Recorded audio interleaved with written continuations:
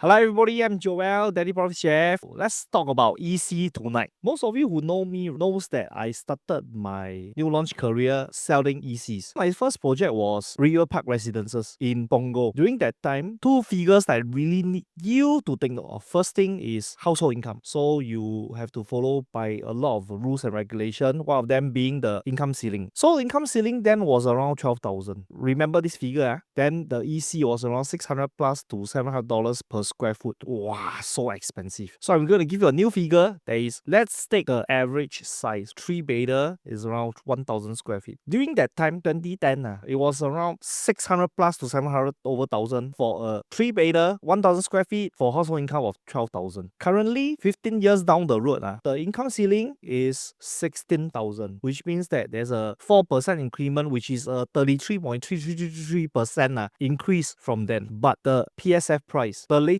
Costa Cabana is rumored about 1,006 to 1,007 PSF, which will be around 1.65 million for a 3-bedder, 3 plus study. Can you imagine? 15 years on, the ceiling did not increase double, but the prices have hit more than that. And yet, what is the situation now? Most of the ECs are fully sold within the first year of launch. And the scariest part is there are some ECs which were less than 1 month, the whole thing fully sold. What does this tell us? Is the demand real? Well, they are all fully sold, and we know that for ECs, right, they cannot be flipped, which means to say you cannot buy and sell within a short time frame. There's a 3 years building period from launch, as well as a 5 years MOP, which is 8 years later then you can sell. And usually the profit based on current market, the worst case scenario is about maybe 30 plus to 40% increment for 8 years. So is this one reason that you need to consider whether or not you should be buying a house? Most of you are delaying it because you are worried that what will happen if the property price comes down. Well, I'm also worrying about this. But think about it. If you do not own a property, right, what's going to hedge against the inflation? And in my previous video, I already shared, lodging is an expenditure. If you do not pay installment and you're not staying with your parents, right, then most likely you're paying rental. If you are earning a lot from other form of investment, right, so be it. It's just an expenditure as I mentioned. But if you are a simple person, why not make this expenditure a form of forced saving? Agree or not, it's totally up to you. No right, no wrong, but that's just my feeling after my 17 years in this industry. Okay, so thank you so much for listening. I'm Joel. Let's help you do well. I'll see you in the next one.